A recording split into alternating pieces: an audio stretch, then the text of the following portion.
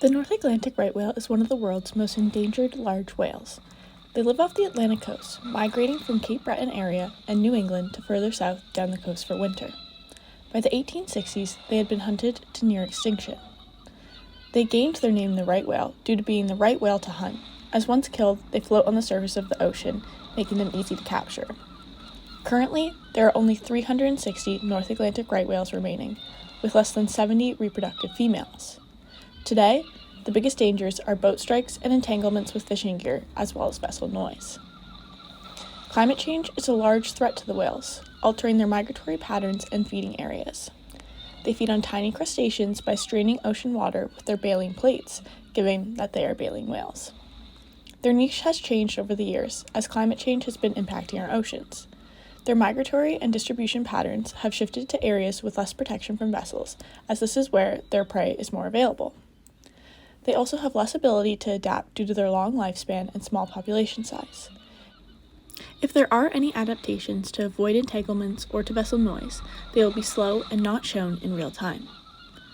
Whales are an important part of Mi'kmaq culture, as they are known to be the master of life at sea and a friend of Glooscap. Implementing Indigenous knowledge and strategies to help with the conservation of the endangered North Atlantic right whales are imperative. Using two-eyed seeing, the method of solving problems from both Indigenous and Western standards, will help create better and more diverse solutions. Indigenous peoples have been the caretaker of the land for a long time and only ever take what they need. It is critical to follow in their footsteps by prioritizing conservation and sharing knowledge to help the North Atlantic right whales survive. I have learned a lot surrounding the way the right whales' ecosystems function through ecology and my job with Transport Canada in marine safety and security. As a policy analyst, my team's job is to draft and implement policies on vessels regarding anything environmental related. In our scope of work are the effects vessels have on southern resident killer whales and North Atlantic right whales.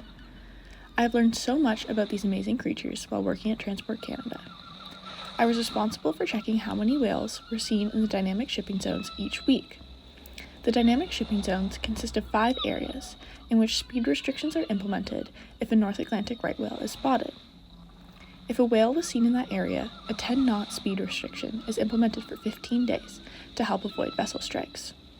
To locate these whales, I would use the Department of Fisheries and Oceans Whale Insight Map and a third-party whale map.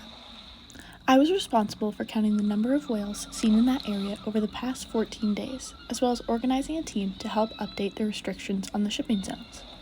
Working to help protect the whales brought me closer to them in a sense, as I grew a bigger understanding of the struggles they go through every day.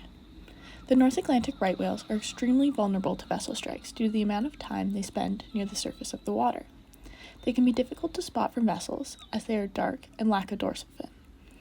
The slowdowns aim to prevent this, giving vessels more time to react and avoid collisions. Since 2017, there has been a total of 125 deaths or serious injuries of right whales from vessel strikes or entanglements. This represents over 20% of the entire population. It has also been shown that only 1/3 of deaths are recorded. The main concern for the species' survival is the deaths outnumbering the births every season. The whales are pregnant for a year before giving birth to a single calf that will only reach sexual maturity by the age of 10.